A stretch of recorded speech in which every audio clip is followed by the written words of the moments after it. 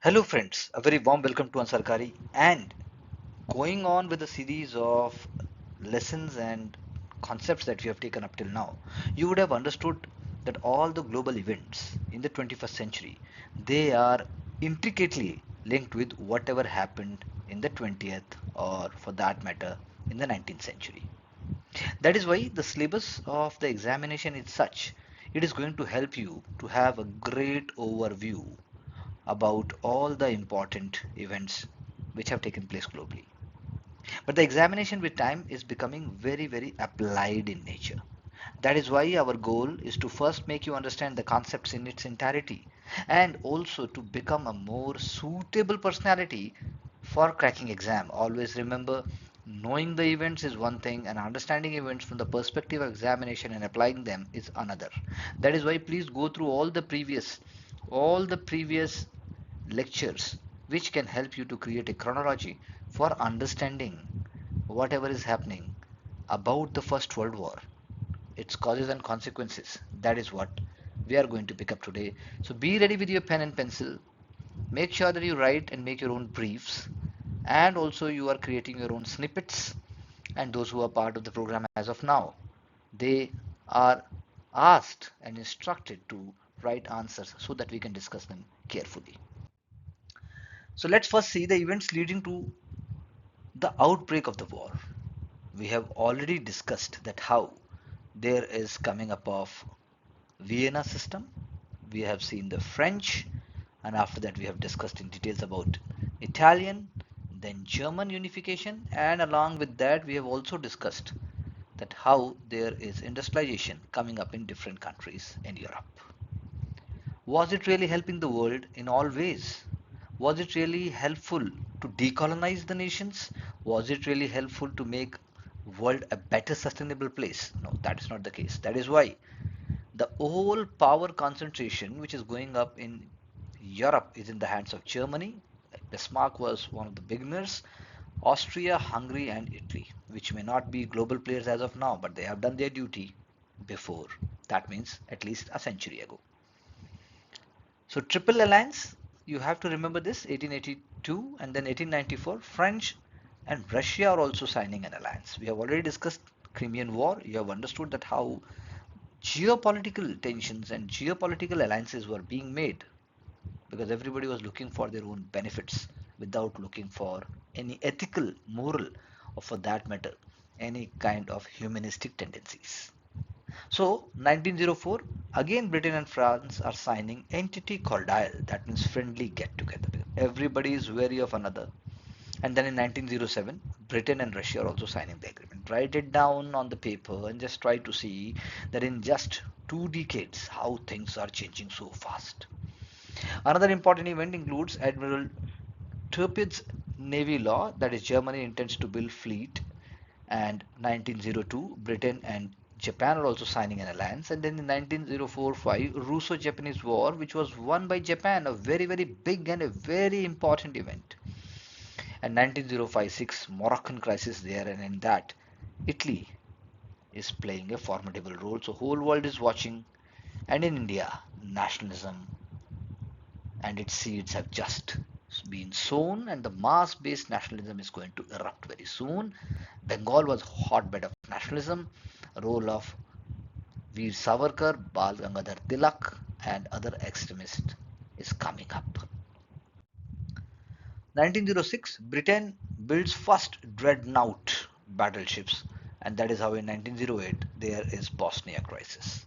We have discussed already that how Balkans, because of ethnicity, because of identity, because of sovereignty, there will always be crisis among different groups. So you just look into this concept separately also and try to see that how this is being carried for the whole century.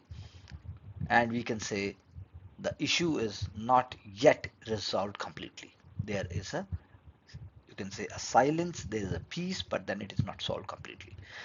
1911 there is Agadir crisis. 1912 first Balkan War, second Balkan War, and then 1914 28 June to 28 July, and then in 29 July, August 1st, August 3rd, August 6th, all these things are making a lot of developments, and then Archduke Franz Ferdinand was assassinated in Sarajevo. And as soon as it happened, Austria-Hungary is declaring war on Serbia. When Serbia is in the soup, then Russians are also ordering general mobilization of their troops for Serbia. And then Germany is declaring war on Russia. On the same lines, Germany is declaring war on France, and that's how Britain is also entering the war, and Austria-Hungary is also declaring war on Russia. See what is happening. What is happening? And that is how the First World War. It is called First World War because the whole world is not directly involved, but whole world is indirectly engulfed into a very big crisis. So the First World War and its causes and consequences, if you see, then David Thomson in Europe since Napoleon, it is remarked that the most important thing about the First World is that it was the product of long sequence of events which began in 1871 directly. The international situation in Europe before the war was one of armed peace. That is what the word you will be bringing in your answers. And the powers of Europe had become aligned into two hostile camps through number of alliances as we have just discussed. First important thing is militarism.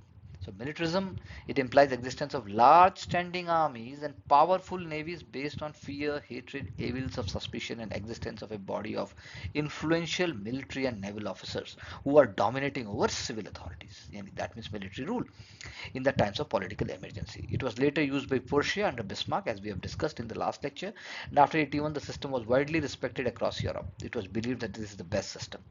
The psychological attitude of military officials was dominated by a belief in the inevitability of war, that it is going to happen, whatever you believe, the pessimistic approach, and the lack of presence of international dispute mechanism further alienated chances of peace. So that is how the modern world, that is how the modern planet, that is how Mother Earth was going to suffer. Systems of alliances, that is the second most important aspect, triple alliance and triple entity. German unification under Prussian leadership. The primary object of Bismarck's diplomacy was to safeguard the new German Empire.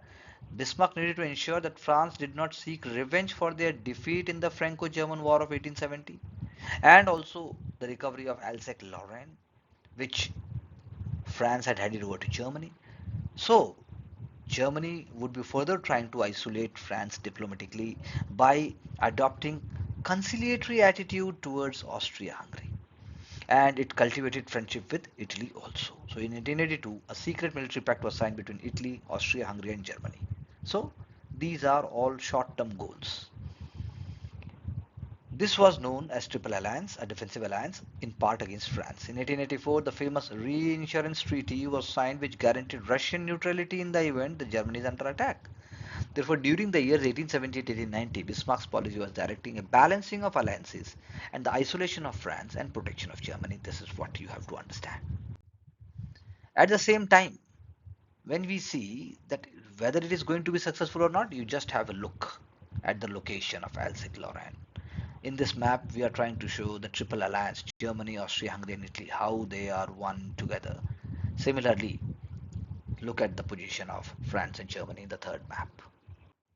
Now, the Germans accused Britain, Russia and France of trying to encircle them. Whether Germany is doing first or not, that is another point. Germans were also disappointed with the results of their expansionist policies, known as Weltpolitik, literally world policy, although they had taken possession of some islands in the Pacific and some territory in Africa like the way UK had done. Their empire was very small in comparison to those of the other European powers, for example France or for that matter UK. And it was not also rewarding economically because Germany had started it very late. It was unlike Dutch, you can say so. On the other hand, the change in Germany's internal affairs, till now Britain is keeping equidistant from both the alliances. Kaiser William II, he took responsibility to direct German policy in Europe. He believed Germans were a nation who were capable of infinite expansion and were destined for the whole world. This view was different from Bismarck, who tried to safeguard the empire and not expanding it. The new naval policy from 1890 set the naval race between Britain and Germany. This caused alienation of England and Russia. And the result was an Anglo-French agreement, as I just said in the beginning, in 1904 and the agreement between Anglo-Russian Convention in 1907. settled the outstanding dispute between the two countries relating to Afghanistan, Tibet, and Persia. As we have seen, India will also be paying the price for it because China will be overwhelmingly controlling Tibet forever till today. Bismarck had tried to avoid all these things. Thus, the three groups or the three countries went on to form triple entity. So you can see Anglo-Russian Convention, how it is making a difference. When we speak about Britain, when we speak about Russia, they were trying. So this is all in yellow is Russian Empire, Bukhara, and also all other places. And when we speak about administration, then direct administration of Britain is there in India, and then in Afghanistan, it is a kind of a protectorate, and then you have influence over Nepal, and Tibet is seen as semi-independent. And similarly, you can see about Muscat, Oman, Somalia, and so forth. So things are changing but may not be better for the world. So the Entente Cordiale of 1904 between Britain and France, it is marking another stage in the revolution in foreign policy. For hundreds of years, Britain and France had been enemy, and no one imagined that 10 years later a million Britain would die fighting with the British. That is unimaginable. So the 1904 entity was not an alliance, but it was a settlement of many outstanding colonial disputes, spoiling French and British relations. So this is what we have to understand. Morocco crisis of 1905-6. Morocco had rich iron deposits. Its strategic position, interest of many European powers, and the French claim over Morocco was opposed by Germany. She insisted that all foreign powers were entitled to enjoy equal commercial and economic interest in that country. Why only you? We will also have fun. Forget about that country. This was resented by Russia, Italy, Spain, British to curb. They wanted to curb Germany's expansionist policy. The diplomatic defeat for Germany in Morocco, it caused a rift between her and the rest of the European powers. The German accused European powers of trying to encircle them. So you can see Rabat, Casablanca, and Algeria is there in its east, Mediterranean Sea. Still also you can see that all those the sins of the European powers is being paid by the native countries.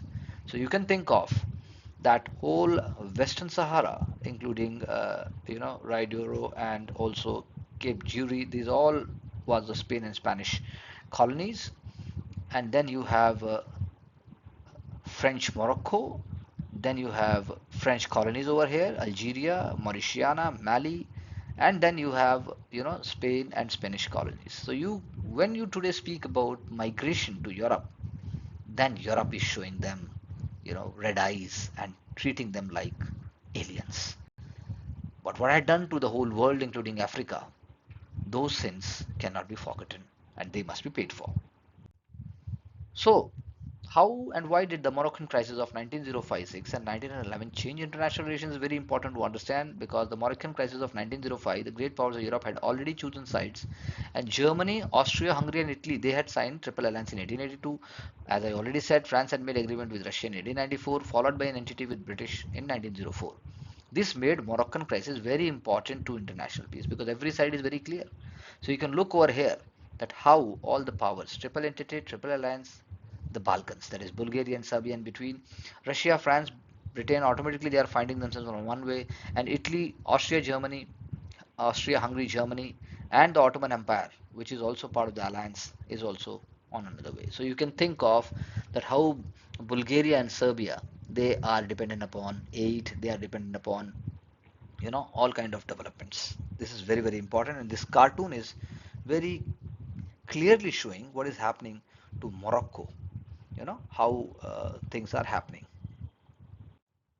So these developments, like you can see Austria-Hungary over here, so that one side is Poles, Ukrainian, Romanians, Serbs, Croats, Slovenians, Italians, Czechs, Slovaks. That's how it is. So things were very much sitting on powder keg, and there was going to be great and consequential developments very soon. So the Bosnian crisis of 1908, because the Bosnia-Herzegovina territory of Turkey had been brought under the administration of Austria by the decision of the Berlin Congress 1878. So taking advantage of the Young Turk Revolution in Turkey, Austria absorbed these two provinces within her empire in 1908. This was resented by Serbian nationalist population. But there was no help for Serbia, as British and Russia did not want another war with Germany or with Austria. They wanted peace because they were not directly impacted. This led to war-like situation in Serbia, remained bitterly hostile to Austria, which was the direct cause of the First World War, and the Russians were building and modernizing massive army to prepare themselves if Serbia needed help again. That is how the things were happening. So we can again see Austria-Hungary. Please do look at the map very carefully because it is the map which is going to be asked in the even interview and even the mains examination. Even if you are not having history optional, you must be able to write which direction, which country, and what. And even it is helpful for the prelims also. So it is very important to have a look. You can stop for a moment and have a great look. So the Agadir crisis 1911, which was the further development of the Morocco crisis, France was determined to annex Moroccan province. On the charges of serious internal disorder, troops were sent into Moroccan capital. This was resented by Germany in the hope of blackmailing France into giving up some of the France colonial possessions in Africa. Everybody was so greedy. And without going to war, under British influence, Germany and France were able to sign the Treaty of Fez in 1911, where Germany agreed to recognize the establishment of a French protectorate over Morocco. Okay, French protectorate only over Morocco. In return, France gave her 2 strips of territory in the French Congo. This was seen as triumph for entity powers. They were able to believe that yes, we have able to push back, and German public opinion became intensely anti-British because of its role in encircling Germany in the world policy or wealth politic, but were also ahead in the dreadnought battleship nevertheless. So the whole world was going into some kind of paranoid behavior. Obviously, US is not to be seen as of now. So that is why these things were happening. So you have a look at the Agadir crisis and Treaty of Fez, and then this is Russian Empire and rest of the powers. Do have a look. So the Balkan Wars in 1912 and 13, the Serbian nationalism was one of the important reasons for World War One. There was growing demand for national self-determination from different nationalities. The Balkans against the Habsburg and Turkish Empire, and Serbs thought that the Bosnia should be part of the Greater Serbia. Please understand. And in 1912 Balkan War, Montenegro, Bulgaria, Greece, Serbia had defeated the Turkish Empire, which was regarded as a sick pen of Europe because it was neither Asian nor Europe like today also, but very, very strategic. And they were able to capture most of its territories. In 1913, with the conclusion of the Treaty of London between Balkan states and the Turks, Turkish territories were divided into various nationalities. Serbians were not happy because it wanted Albania, which had declared independent, and Bulgarians were also dissatisfied because they wanted Macedonia, which was given to Serbia. So you just write on the paper and you will see that how it is happening. Thus, Serbia was attacked in 1913, but it was defeated. By the Treaty of Bucharest in 1913, Bulgarians had to give up gains from the peace settlement in London. It seemed that the Anglo-German influence had prevented an escalation of the war, but reality was different in Serbia because they were so unhappy, as they had been strengthened and the Austrians were determined to end Serbian ambition of breaking up their empire. So that means Austria was also ready in that direction. Now let's see the Second Balkan War, that is of 1913. Very important step. The Bulgarians were dissatisfied with their gains from the peace settlement, and for this, obviously, they were blaming Serbia. They had been hoping for Macedonia, but most of it had been given to Serbia only. So these events, in fact, continued, and if you read what happened in the last decade of the 20th century, then also you will be able to relate with it. So Bulgaria therefore attacked Serbia, but their plan misfired when Greece, Romania, and Turkey, they supported Serbia. So Bulgarians were defeated, and by the Treaty of Bucharest 1913, as I already discussed, they fortified most of their gains from the First World War, from the First War, I should say. It seemed Anglo-German influence had prevented an escalation of war by restraining the Austrians, because Austrians were itching to support Bulgaria and attack Serbia. So the things were very, very serious and dangerous, but on surface there was peace of some kind. So what were the results? The consequences of the Balkan Wars, which is very important from the examination perspective. Serbia had been strengthened and was determined to stir up trouble among the Serbs and Croatians who were living inside Austria-Hungary. Austrians were equally determined to put an end to Serbia's ambitions. And Germany took Gray's willingness to cooperate as the Britain was prepared to be detached. Okay, remember this, detached from France and Russia. So you see a very very important situation, the boundary of the Ottoman Empire in 1912 before the Balkan Wars. Can you see this boundary over here? Similarly, the territory lost by Ottoman Empire during the Balkan Wars, you see this is the whole boundary which has been lost by the Ottomans, and the international border in 1913 after the Balkan Wars, that also you can see over here. So please understand that it is the ongoing circumstances and the greed and also ethnic aspirations of different communities and identities in Europe which was responsible for this situation. Similarly over here, concentration and actions of Bulgarian army, you can see Bulgaria, Sofia, it is over here, and the transfer of combat troops, retreat of Bulgarian army, soldiers rebellion in Bulgarian army, and the state member of the anti-Serbian coalition, that is Serbia. You can see over here, it is Serbia. The assassination of Archduke French Ferdinand, heir to the throne of Austria, by a group of Serbian terrorists, because they claimed them to be terrorists, in 1914 was a very very important event. The Austrian Ministerial Council sent an ultimatum to Serbia demanding the handover of criminals to the Austrian authorities, which was rejected by Serbia. And that's how Austria declared war on Serbia. So it is clear that the quarrel between Austria, Hungary and Serbia, it sparked off outbreak of war. Austrians seized on the assassination as the excuse for preventive war with Serbia, as they genuinely felt their empire would collapse due to separatist activities of various nationalities. They hoped the war would remain localized like the Balkan Wars, but this was miscalculation on their part. That is how we can say the heir to Austrian throne assassinated, wife by his side also shot to death. Earlier attempts on their lives failed. Very very important assassination of Archduke of France Ferdinand, and the picture is also very important and it has been shown across so many tabloids and even you can Google about it. So who was to blame? Let's see. It is very difficult to analyze why assassination in Sarajevo developed into world war. Even historians cannot agree.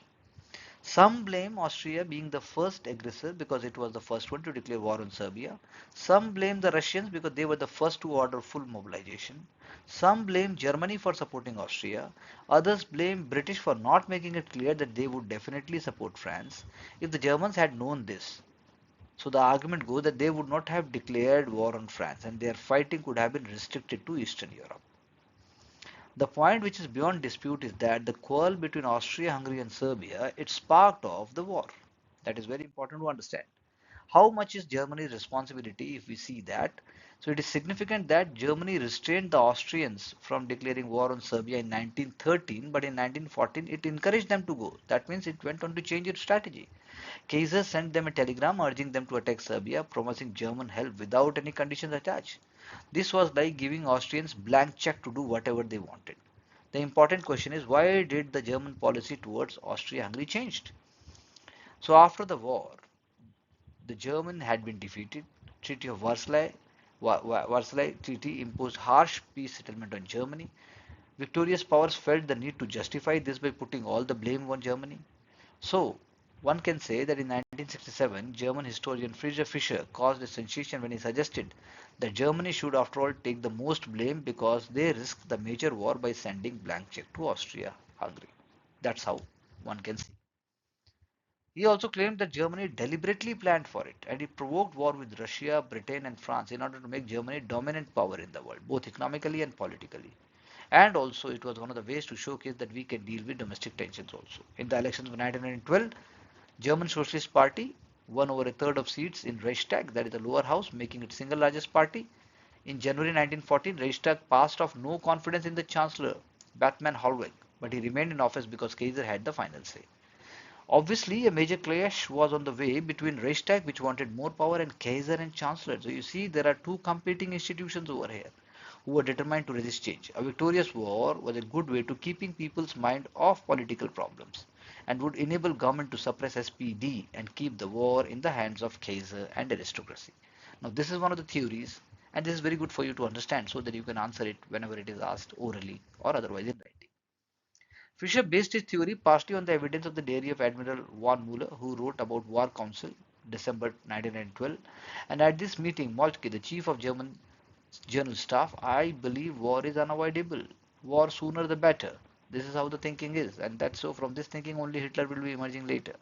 Fischer's claim made him unpopular with the West German historians, and another German, Koch, dismissed the theory, pointed out that nothing came out of War Council, but the historians of Communist East Germany, they supported Fischer because the theory laid the blame on capitalists and the capitalist system. Now, therefore, economic system also is playing an important role here. What is important to understand that it was the violation of Belgium neutrality by Germany which brought Britain into the First World War. So German militarism which ignited the spark, but all the participants, particularly Russia and Austria-Hungary, should share the responsibility for creating warlike tension. And Emmanuel Jess, the origins of the First World War, had argued that imperialism, militarism, these 2 points which we have discussed in details, they were fueled by nationalism to uphold conservative and monarchic principles by any means against rising tide of democracy which made the war inevitable.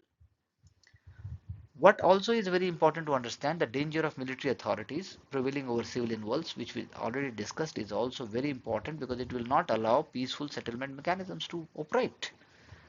Russia's rearmament program was making the Germans uneasy. They started preventive war. So the desire for peace was paramount. But after PM Stolypin, who favored peace, was assassinated, the government's foreign policy dwindled. It was Russia was the first one to order what one can say the general mobilization, which provoked Germany to mobilize. So what was the fear? The fear was of losing control over Dardanelles, the outlet from the Black Sea, from where the main Russian trade route passed, and the fight for the prestige of being slave leader. So the new policies has devastating impact on German foreign policy, bringing about an important shift in German foreign policy. Most sensible conclusion is that Germany, Russia, Austria, Hungary must share responsibility for the outbreak of First World War. But let's see what other causes were there in terms of escalation. Whole of the 19th century involved expansion of European colonies overseas. There was imperialist rivalry among the great powers of Europe to ensure great political control in Asia and Africa. Now this caused dreadnought battleship naval race between Germany and British in 1906 and further on. Marxist historians are putting the blame for the war on the capitalist system. Industrial development of Europe led to concentration of capital in less hands. European market had become saturated and forced the European powers to set for new colonial markets and new areas for investment of their capital. That is what happened with India also. This struggle slowly led to direct annexation of territories overseas. They entered into competition for established colonies in Africa and Asia in the middle of the 19th century. British was followed by Belgium, France, Portugal, Spain, Holland, and later on Germany, Italy, and Japan also. There is a new trend of nationalism because in the late 19th century, militaristic nationalism provided the background for First World War. They were out to establish racial superiority, to showcase other countries are inferior. Greatest manifestation in Germany, who considered themselves to be master race, destined to rule the entire world. Armed camps, which we have already discussed, also made war inevitable as suspicious mounted between two opposite camps, but there had been many crises in 1904, as none of them had led to major war. No power actually declared war because of one of these treaties of alliance. Again, Russia's first mobilization, very important because it wanted to support Serbia and it also provoked Germany to mobilize. It was due to fear of losing, as I already said, that this concept is very, very important to see that the Black Sea and also the idea of slave leader. So German plan for mobilization known as Schlieffen Plan took long time, thereby dragging war which was disaster for both Germany and Europe. Austrians also miscalculated by thinking that Russia would not support Serbia. Germany made mistake by promising support to Austria with no conditions attached. Politicians in Russia and Germany miscalculated by assuming that mobilization would not necessarily mean war, and the general thought for a quick and decisive victory was a grave blunder for which the cost was paid by the whole world. So that is why the First World War course, if we understand, then it comes out that Germany and Austria thought that the war was likely to be localized and Austria would become victorious. That is what they believed. Austria is attacking Serbia, Russia, and Germany asked Russia to withdraw, but Russia refused to do so. Germany declared war on Russia in 1914. Germany declared war on France on 1914 because of her help to Russia.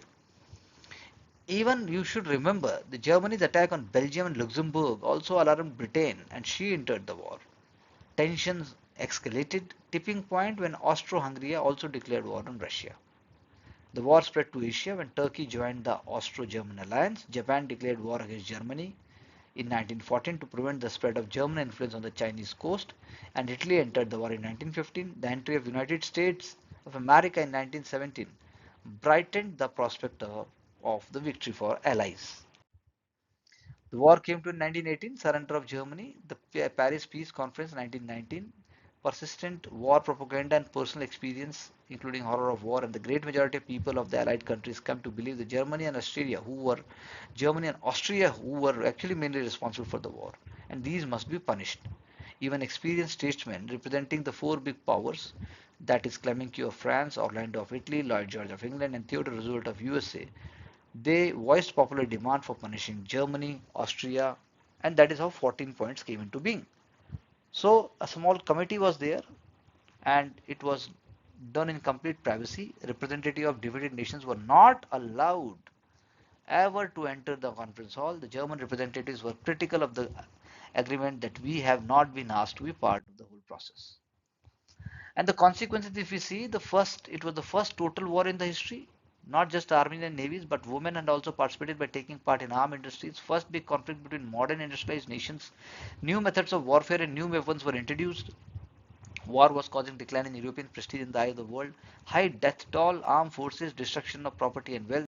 Sizable proportion of an entire generation of young men perished, and that is why it is called the lost generation. Social and economic hardship and horrors of war caused a revolution in many European nations like Germany, which declared republic, and Weimar Republic later experienced severe economic, political, and social problems. Habsburg Empire in Austria it collapsed completely. Various nationalities that declared themselves independent. Austria and Hungary split into two different states. In Russia, the hardship of war caused revolutions. One revolution in 1917. The February Revolution went on to overthrow Tsar, and the October brought the Bolsheviks to power. In Italy, Mussolini will be taking advantage of the government's unpopularity or failure to control inflation and rising debt. He took control over Italy. It became the first country to fall to fascism. USA, Japan, and Germany took advantage of Europe's preoccupation with the war to expand their trade at Europe's expense. USA's share of world trade grew from 10% to 20% by 1919. Japan and China had their own program on industrialization. Americans enjoyed a great economic boom, but within few years it faced a severe economic crisis which spread through the world, also known as Great Depression. So what one can say is the new ideas for peace formulated by President Woodrow Wilson of USA. He came with the plan of League of Nations which would settle future disputes by arbitration, and these disputes must be resolved through discussions, talk and so forth, and the world will be remaining peaceful. That is the system of collective security. But in the longer run it was a failure. That is why First World War, when we say January 28, 1914, as already we discussed that, and the first time you can say chemical weapons, gas masks, flamethrowers, steel helmets, tank battles, aerial warfare, aircraft carrier, IQ test, guide dogs, a blood bank, women enlisted, filmed propaganda, military use of x-rays and wireless communication are the very key things which were had for the first time in the First World War. It can come in the prelims examination also. And if you want to see the major events timeline, it is given here. Please do have a look. And the war to end all wars, what you can say about it. American President Woodrow Wilson stated US war aims in his famous point in January 1918, abolition of secret diplomacy, I'm so sorry, free navigation at sea for all nations in the war and peace, removal of economic barriers between states, all around a reduction of armaments, imperial adjustment of colonial claims in the interest of the population concerned, evacuation of Russian territory, restoration of Belgium, liberation of France and restoration of Alsace-Lorraine, readjustment of Italian frontiers along the lines of nationality, self-government for the people of Austria and Hungary, Romania, Serbia and Montenegro to be evacuated and Serbia given access to sea. And these were the developments which are happening because of Woodrow Wilson's and others discussions. Self-government for the non-Turkish people and Turkish Empire and the permanent opening of Dardanelles, an independent Poland with secure access to the sea, a general association of nations to preserve peace.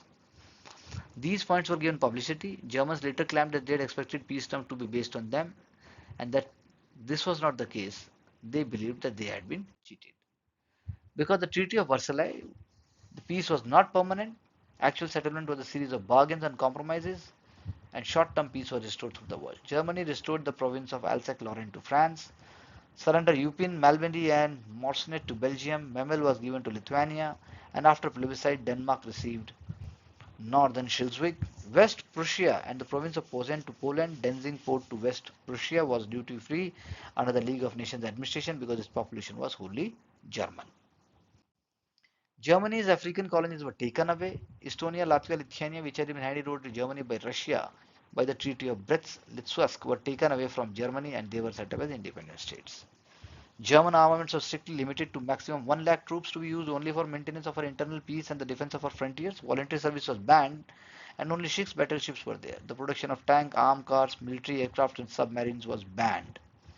Rhineland was permanently demilitarized. Rhine and committee was set up to monitor German war production and Allied army was posted at the left bank of Rhineland to ensure that Germany abided by all terms of the treaty. If we see economic provisions, the war guilt clause fixed the blame for the outbreak of war on Germany and her allies alone. Repatriation money, about 6.6 billion pounds for the war damages, were to be given to Allied powers. France was granted the coal mines of Saar region in Germany for 15 years. She was required to deliver large quantity of coal to France, Belgium and Italy, and iron rubber to other Allied powers. So you can see that what kind of you can say what kind of selfishness was being shown by the big powers. Union between Germany and Austria was forbidden, and League of Nations was formed. So later, the Treaty of Saint Germain with Austria, 1919, Treaty of Neuilly with Bulgaria, Treaty of Trianon with Hungary, and finally Treaty of Lausanne with Turkey was signed. So what were these? Let's see in details. Treaty of Saint Germain by Austria. New state Czechoslovakia was created. Austria had to cede territory to Poland, Italy, and Serbia. Habsburg Empire disintegrated. Various nationalities declared themselves a republic. As Austrian boundaries were redrawn, like Germany, they had to pay repatriations for war losses and reduce military strength. Austria, and Hungary. I'm reading Austria once more. Declared themselves republics. And if I see Treaty of Trianon, this treaty dealt with Hungary, removing Hungary from Austria and making it into a separate state. Some Hungarian territories were taken over and distributed among Romania. Yugoslavia and Czechoslovakia were very important along with Romania. One-fourth of Hungarian nationals were assigned to neighboring hostile states. Principle of national self-determination was violated by the big powers. So you see the Treaty of Saint Germain, 1919, Treaty of Trianon. That's how everything is changing. Treaty territorial initial at the Republic of Soviet Hungary. So this map is actually showing you how the changes were being taking place. So Treaty of Neuilly, by this treaty Bulgaria lost territory to Greece, Yugoslavia and Romania. It also entailed curtailing strength of Bulgarian armed forces. That is very, very important. And Treaty of Sèvres 1920, Treaty of Lausanne 1923, signed by allies with Turkey. Turkey was to lose some islands to Greece. You can see the modern problems. She was compelled to surrender her sovereignty over Egypt, Sudan, Cyprus, Morocco, Tunis, etc. Syria became a mandated territory under France. Till today they are paying price for that, where Palestine, Iraq and Transjordan became British mandated territories. The Dardanelles Strait and the river Bosphorus were to be permanently open in war or peace. Only eastern Thrace, including Constantinople, was allowed to remain in Turkish possession. Now, German colonies taken away by the Versailles Treaty of 1919. Versailles Treaty 1919 criticism, if we see the differing allied views about how to treat the defeated powers, even they were not even asked how you are feeling. France wanted harsh peace and ruin Germany economically and militarily. British wanted Germany to recover slowly to serve its industries consumers, whereas USA wanted lenient peace, but the peace settlement was negotiated and adjusted to include all major powers' view. Woodrow Wilson's 14 points in 1918 applied selectively, like instead of all-round reduction of armament, the idea of reparation and German disarmament were included. Self-determination for the people under foreign rule was limited to German colonies and not colonies of Allied powers. This inflicted, you can say, Germans' interest in prestige, so it could be argued that Versailles Treaty contained the seeds of World War II. That's how it is very important to understand this.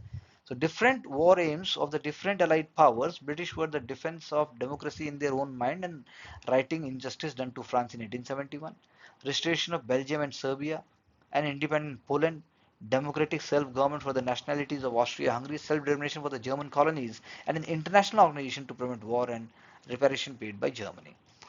Versailles Treaty, viewed with suspicion by the Germany as dictated peace, which had been imposed upon them. They were not allowed to participate in discussions at Versailles and were told to sign. The war guilt caused was unnecessary humiliation, which was not required actually, which evoked hatred and bitterness among the Germans. USA failed to ratify the settlement and never joined League of Nations. Italy felt cheated because she had not received all the territories promised in 1915. Russia was ignored because the powers did not want to negotiate with its Bolshevik government. German industry was able to revive and by 1921 was producing 3 times as much as steel as France. That is how the Treaty of Versailles is very, very important, sowing the seed for the future war. So one can understand war guilt clause, reparations, German losses, military restrictions, and League of Nations. These are very, very important points, and all the treaties I have discussed with you in detail, you can make a note. So what we have understood in a very smart and also in a very, very interactive discussion mode that Second World War coming up after the First World War and the seeds for the First World War were laid down in the events and the processes as we have discussed. So let's try to see in our next lecture that how these developments will be impacting other modern events. You must make your own notes, you must try to understand, you can always email me, and also those who are part of the program, they must write all the previous year answers, and we will move forward with happiness, integrity, and loyalty towards hard work, smart work. Thank you for being with Ansarkari.